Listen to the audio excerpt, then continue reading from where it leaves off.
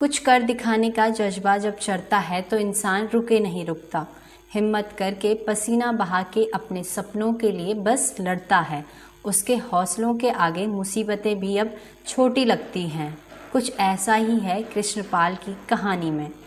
श्री बद्रीनाथ धाम में दोनों आंखों से दिव्यांग जिला दुमका झारखंड निवासी कृष्णपाल बद्रीनाथ धाम में फेरी लगाकर डलिया गले में डालकर भगवान श्री बद्रीनाथ धाम का प्रसाद, पूजा सामग्री, सिंदूर आदि बेचते हैं। इसी से बद्रीनाथ में अकेले रहकर अपना जीवन यापन करते हैं। वह कहते हैं कि वह जन्मांध हैं, इसका उन्हें कुछ भी मलाल नहीं है। वह मौसम का अनुमान बता देते हैं, तो जिस व्यक्ति की आवाज़ तथा नाम एक बार सुन लेते हैं तो दूर से ही आवाज़ पहचान जाते हैं।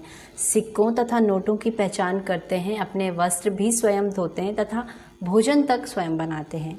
कीपैड फ़ोन नंबर डायल कर लेते हैं तथा फ़ोन कॉल भी अच्छी तरह से अटेंड कर लेते हैं। गरीब घर में जन्मे कृष्णपाल स्कूल तो गए, लेकिन अधिक पढ़ लिख नहीं सके। इनकी इच्छा थी कि वह बद्रीनाथ धाम पहुंच जाएं, लेकिन यह संभव नहीं हो रहा था। वर्ष 2007 में पहली बार किसी तरह अकेले जिला दुमका झारखंड से श्री बद्रीनाथ धाम पहुंचे। श्री बद्रीनाथ मंदिर के सिंह द्वार पर माथा टेका। वह कुछ दिन बद्रीनाथ धाम में घूमे फिरे तो लोगों ने दिव्यांगता के कारण उन्हें दान स्वरूप पैसे देना शुरू किए। 1-2 दिन भीख के पैसे लेने के बाद उन्हें बहुत आत्मग्लानि हुई।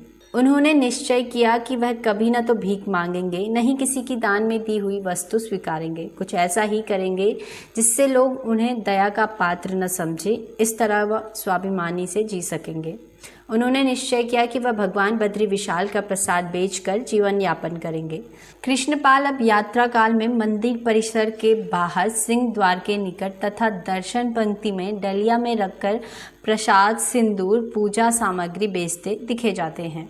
वह प्रसाद बेचने के बाद QR कोड से डिजिटल पेमेंट भी स्वीकारते हैं। उनका कहना है कि कोई भी यात्री उन्हें ठगता नहीं है।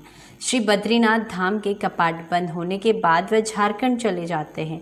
कृष्णपाल का कहना है कि वह जन्मांध होकर भी भीख न मांगते हैं, न स्वीकारते हैं।